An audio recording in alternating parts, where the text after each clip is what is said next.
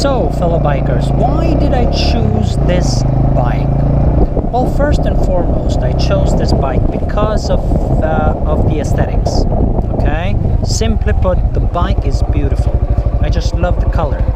I also like naked bikes, and this particular one is attractive, stylish, with a classic look. It's reminiscent of some of the Triumph bikes, like the Bonneville and the Street Twin, both of which I consider very, very pretty. Besides, I love the color. This one is a 2016 model, which they offered in two colors, one of them being the metallic fox orange color, the color I currently own. It burns like the sun. Love it. So the second reason I purchased the Suzuki, it's convenient both for practical and financial purposes. Let me tell you, this bike has a long history of reliability. Read anywhere, read all the testimonies out there, they will tell you the same thing. This bike is incredibly reliable and it's cheap to maintain. And most importantly, especially for city riders, it's easy to maneuver in the city. And lastly, if you live in the city like New York City, the city where the insurance is really, it's incredibly expensive. The insurance on this bike is incredibly cheap. Let me tell you, it's a lot cheaper than my Vespas. And I own about 5 scooters, and one of them was a 150. My first scooter was a 150. The insurance on that scooter was about $100 more than my insurance is. Full coverage on this scooter. So I was incredibly impressed by that. The instrumentation is simplistic and just as classic as the rest of the bike, really. The speedometer, it has a speedometer, neutral light, and turn signal indicators are all easy to find. And the clutch, let me tell you, it's very friendly. It's light, almost like a wet clutch, the likes one finds on a Triumph. And oh boy, the clutches on the Triumphs are incredible, are amazingly light. So it's not much of a burden on the hand at stoplights. And if you're considering to get a bike so you can commute in the city, you should probably take that factor, consider that factor strongly. So the clutch, one doesn't mind it, unlike the clutch on the Moto Guzzi V Stone. I love the Stone, by the way. I don't want to take shots at it, cheap shots. The bike is awesome, and a lot of people say great things about it. So the third reason why I chose this bike, the sound. And let's admit it, that the sound a bike makes is sweet music to a rider's ear. I really like the sound this bike makes, and it's all thanks to the aftermarket exhaust pipe, which the previous owner added. I think it's a Kawasaki W650 pipe. I'm not quite sure, but it's definitely some sort of Japanese high-performance pipe. If you guys know, please leave it as a comment. I will do a little bit more research on it. The sound, it's deep. It purrs most of the time, but it's not afraid to let you know that it's there if needed. This is very important. This bike is not afraid to let you know that the sound is there if needed. Power and personality. I am new to the motorcycling world, and I wasn't looking for something heavy, powerful, and punishing. And bikers like me need forgiving bikes, and in this they find that forgiveness, which in other bikes they most certainly would not. I have been riding bikes for about 5 years now, but all my bikes were automatic twist and go. They were scooters, even though some were a lot more powerful than this one. And by powerful, I mean about 100 cc's more powerful than this one. But the two are entirely different. The scooter world and the motorcycle world, very, very different. So therefore, making the shift from the automatic to manual was a daunting experience, very frightening actually, for me at least. It's real work, and I made a lot of mistakes in the process. I still do, but I make fewer each day as I ride it. And one of those mistakes was test riding a Bonneville T120. I almost quit the idea of entering the motorcycling world because of it. The engine was very smooth, but the power was way too much for a new rider like me. I'll tell you, it scared me half to death. I thought I would never be able to tame a motorcycle again. Of course, until I met the TU250X. And as far as power is concerned, one thing I'll say about this bike is that it is a resentful, reluctant, and begrudging bike. Okay? It bellows, it rattles, it screeches, it groans, moans, whimpers, all of which make you really cackle and giggle in a way, kind of laugh at it. It dislikes all but the top 3 gears. It hates the first gear, it barely tolerates the second, and it begins to feel at home in the third. The 4th and the 5th gears it really celebrates. But that's all, I think, part of its personality.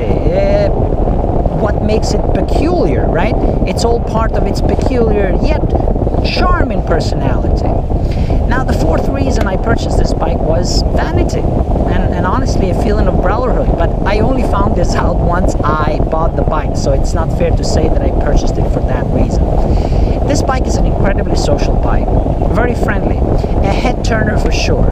I'm acknowledged everywhere I go. A wave here, a nod there.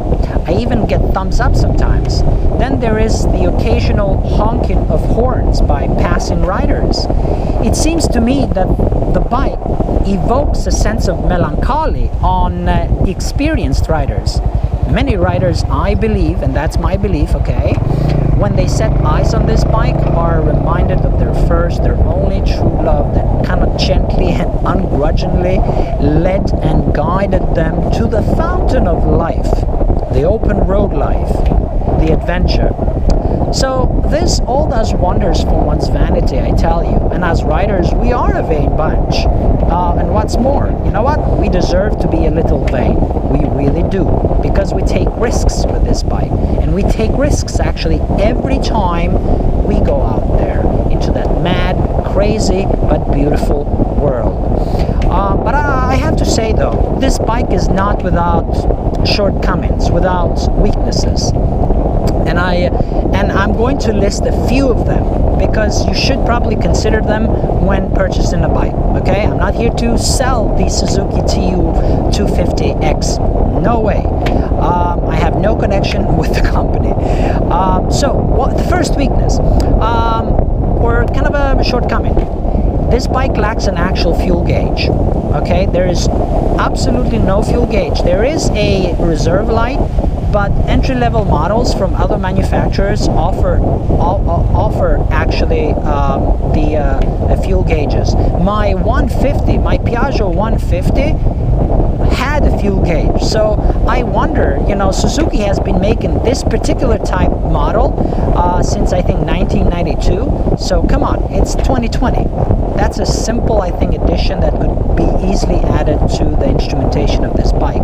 And also, there are no gear indicators. So if you're a beginner, and that is both good and bad. When I first considered bikes, I really considered bikes that had gear indicators. But I'm glad that I did not buy a bike with gear indicators, because I would have been way too much relying on that.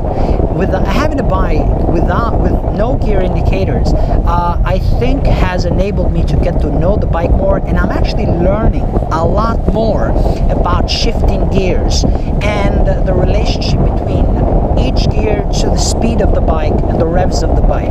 I really feel like I'm becoming one with the bike, precisely because this bike has no gear indicators. So that's a plus, depending on the from which perspective you look at. So if a new rider, honestly, it's okay to get a bike with no gear indicators. I think that's totally fine. Now the mirrors. The stock mirrors are a bit wobbly and vibrate way too much to be useful when actually riding the bike. So the previous owner actually, I still have the stock mirrors. The previous owner replaced my stock mirrors for the bar end mirrors to give it a sort of a cafe racer look, and I prefer these bar end mirrors, although they also buzz and kind of vibrate at speeds, speeds over 40-45 miles per hour, but I don't mind them. They're actually very useful and they're okay. Now, the other drawback of this bike is that this bike buzzes at high speeds. It doesn't vibrate, at least it's scary vibrate, but it does buzz. You feel that buzz, especially on the handlebars. So if you are yearning, if you want speed, please look away. This bike does not like highways or freeways. Put that into consideration. If you want speed, this bike is not for you. Alright? Now, because it's a naked bike, this bike provides zero wind protection. Now, the previous owner did add a windshield. I don't know. I rode it on the highway very briefly, and this is what I'm going to tell you guys. If you guys ride these bikes on the highway, you can definitely do 10 to 15 miles, even 17 miles. But any longer trips, probably if you're doing them quite often, probably consider a different bike, because you're going to have a really hard time keeping up with the traffic. This will get there, but again, it will take its time to get there. One last kind of a drawback of the bike, and again, depends from which perspective you look at it. This bike, the engine system is chain drive, so it requires some maintenance. But that can be a good thing for especially new riders, because by maintaining the bike, you're getting to know the bike and you're increasing your knowledge of the bike. These basic things kind of important, like maintaining your motorcycle is probably an important skill. And of course, I'm understating. That's an understatement. It is an incredibly, just make it clear, it's incredibly important skill to get to know the bike and being able to maintain the bike. So I think, it depends on how you look at it. So that's it. That's all I have for you guys. If you have any questions or concerns or feedback for me, please drop them in the comment box, and I'll gladly consider all of them. Thank you for riding with me, and until next time, ride safely. What a beautiful view. Breathtaking view. Wow. Such a beautiful view.